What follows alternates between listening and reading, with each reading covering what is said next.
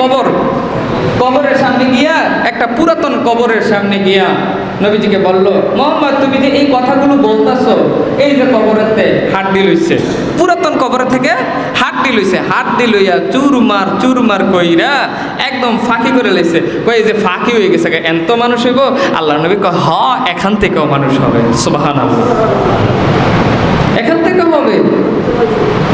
আল্লাহ তাআলা যখন বলবে ইরজি, ফিরে আসো, সবাই ফিরে যেতে হবে। সুবহানাল্লাহ। কিন্তু কাফেররা এটা বিশ্বাস করতো না, বিশ্বাস করতো না তো এটা। আমার ভাই বাবারা, তারা বলল যদি তোমরা সত্যবাদী হও তাহলে যে প্রতিশ্রুতিগুলো দিচ্ছ তা কি সত্যই হবে?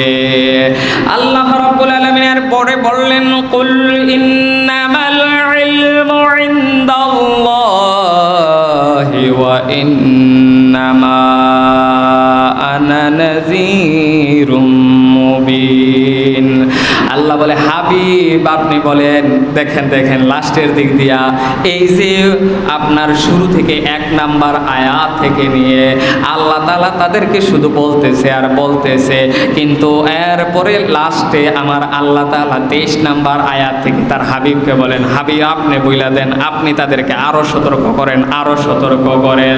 আল্লাহ রাব্বুল আলামিন এবার বলে, কুল আপনি বলে দেন, বন্ধু আপনি বলে দেন, ইন্নামাল ইলমু ইনদাল্লাহ, ও হাবিব আপনি বলে দেন, জ্ঞান তো আল্লাহর আছে, আল্লাহ তো সব জানেন, সব দেখেন, তিনি তো আলিমুন হাকিম। সুবহানাল্লাহ।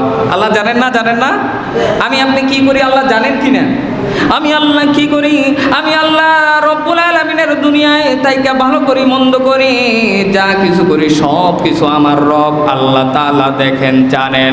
ওই আল্লাহ রব্বুল আলামিন বলেন, হাবিব গো, বন্ধু আমার, আর আমি তো শুধু স্পষ্ট ভয় প্রদর্শককারী হিসাবে আপনারে পাঠাইছি। সুবহানাল্লাহ। আপনি শুধু তাদেরকে জানায়া যান, জানায়া যান, জানায়া যান, আর বলে যান আমার বাণীগুলো, আমার কথাগুলো আপনি জানায়া যান। আপনি হেদায়াত করবেন না, আমি আল্লাহ হেদায়াত করব। সুবহানাল্লাহ। আপনি স্পষ্টভাবে জানায়া যান, আমি আল্লাহ তাদেরকে হেদায়াত করব। আর যদি তাদের কপালে হেদায়াত না থাকে তাহলে তারা গোমরাহ হয়ে যাবে। হাবিব আপনার কাজ হলো, আপনার কাজ হলো ইন্নামা আনা নাযীরুম মুবিন। আল্লাহর নবীকে আল্লাহ বললেন, হাবিব আপনি বলে দেন, আমি তো সুস্পষ্ট সতর্ককারী, আমি নবী তোমাদেরকে পথ প্রদর্শন করায়া দেই, এই পথে চললে ভালো হবে, এই পথে চললে খারাপ হবে। তো সবাই চলো, ভালো যেই পথটা আছে ওই পথটাই আমরা চলি। বলেন সুবহানাল্লাহ। আমরা তো এই কথাটাই বলি, নবীর ওয়ারিস দাবি করে তো এই কথাটাই সমাজে বলি। কথা বলেন ঠিক না? যে ভাই এই পথটা ভালো, এটাতে চলো, এই পথটা খারাপ, এটাতে চইলো না। কথা বলেন ঠিক না? ঠিক না? আমরা তো এই কথাটাই বলি। তো এরপরে আল্লাহ রাব্বুল আলামিন বললেন, শোনো শোনো, ফালাম্মা রাআহু যুলফাতান সিআত বুজুহুল্লাযীনা কাফারু ওয়া কিলা হাযাল্লাযী কুনতুম বিহি তাদউন।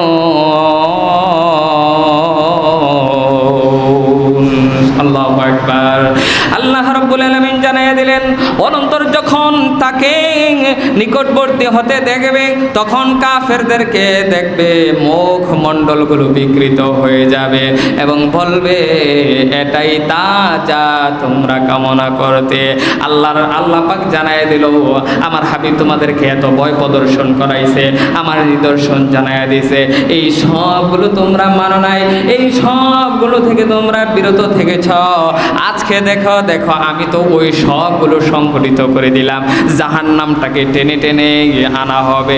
এইগুলো দেখে ওই কাফেরেরা যারা আল্লাহকে মানত না, আল্লাহর নবীজির কথাগুলো শুনতো না, তাদের চেহারাগুলো এবার বিকৃত হয়ে যাবে, তাদের চেহারাগুলো মলিন হয়ে যাবে, চেহারাগুলো কালো হয়ে যাবে, তাদের মনটা অনেক খারাপ হয়ে যাবে।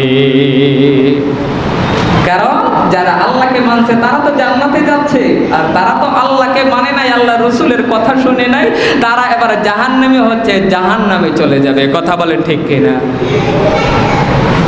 প্রিয় ভাইরা, এরপর আল্লাহ রাব্বুল আলামিন বললেন, কুল আরাআইতুম ইন আহলাকানি আল্লাহু ওয়া মান মা'i আও রাহিমানা ফামান ইউজিরুল কাফিরিনা মিন আযাবিন আলীম।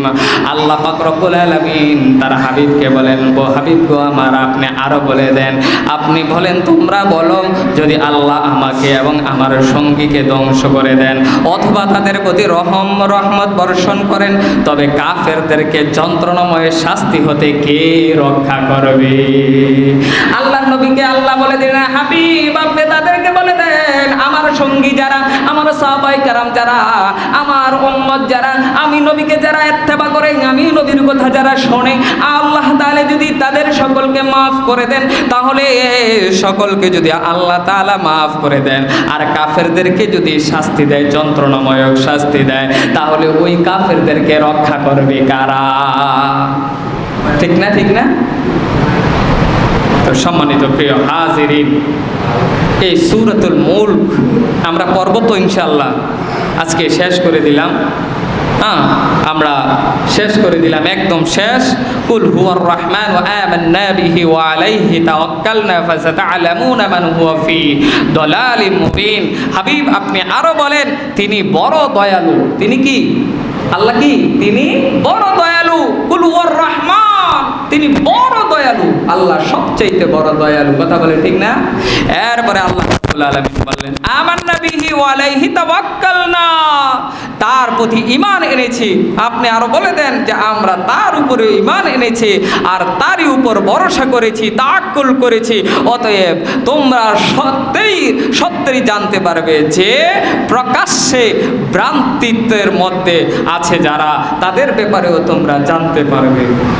তাইলে আমরা যারা আছি, আমরা আল্লাহ তাআলার দয়ার প্রতি আছি, আমরা আল্লাহ তাআলার রহমতের দিকে তাকায় আছি। দয়াল আল্লাহ কখন আমাদেরকে দয়া করে মাফ করে দিবেন? কথা বলে ঠিক না? কাফেররা কি কথা আছে? নাই নাই নাই। তারা তো বলে উপরওয়ালায় দেখতেছে। আরে উপরওয়ালা মিয়া, উপরওয়ালা না কয়ে সরাসরি কও আল্লাহ দেখতেছে, তার প্রতি ঈমান এনেছি। আর কিছু আমাদের দেশের হিন্দুরা আছে, মুসলমান দেখলে আল্লাহ আল্লাহ কইয়া তরকারি বেচে কিংবা সদাই বেচে, ঠিক না? কিন্তু তাদের তরকারি বেচা আর সদাই বেচা যখন শেষ হয়ে যায়, ভগবানের গিয়া পূজা মারে। কথা কন ঠিক কিনা? তাদের কি ঈমান আছে? আল্লাহরে ডাকলে কি ঈমান? না, শুধু আল্লাহকে ডাকলে ঈমান হবে না, তো আল্লাহর রসুলকেও মানতে হবে। কথা বলেন ঠিক কিনা? তো পিয়ারে হাজিরিন, শেষ করে দিলাম। কুল আরাআইতুম, এটাই শেষ আয়াত। যেহেতু বলছি আজকে শেষ করে দিব, সেই কারণে বাহিরের মাইকটা অফ আছে, ভিতরেরটা চলতেছে। অসুবিধা হচ্ছে নাকি? শেষ করে দেই। কুল আরাআইতুম ইন আসবাহা মাউকুম গাওরান ফামান ইয়াতিকুম বিমাইন মাইন। আল্লাহ দেখেন শেষ আয়াতেও আমার নবীকে বলেন, হাবিব আপনি বলে দেন। সুবহানাল্লাহ, হাবিবের মর্যাদা আল্লাহ কত বাড়াইছে। আল্লাহ পারতো না কয়ে দিত? আল্লাহ পারতো না? আল্লাহ কয় না, কয় না আমি কইতাম না, আপনি কোন, আপনি কোন, আপনি কইলে এটা ঠিক হইব। কয় ও এ আপনি এটার দামটা কইয়া দেন। কয় না না না আপনি কোন, কয় না আপনি কইলেই কাম হয়ে যাইব গা। কথা কন ঠিক না? বেচা কিনার, ধরেন বেচা কিনার মধ্যে একটা উদাহরণ দেন। কয় না আপনি কোন, তৃতীয় ব্যক্তি না হইলে তো কেনা বেচা হয় না। কয় না আপনি কইয়া দেন। কয় না আপনি কইলে ভালো হয়। না না আপনি কইলে এটা মানটা থাকে বেশি। সুবহানাল্লাহ।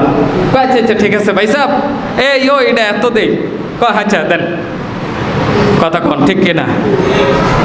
তো আল্লাহ রাব্বুল আলামিন কয় আমি কইতাম জানি, কিন্তু আমি বলতাম না, আপনি বইলা দেন। সুবহানাল্লাহ বলেন না?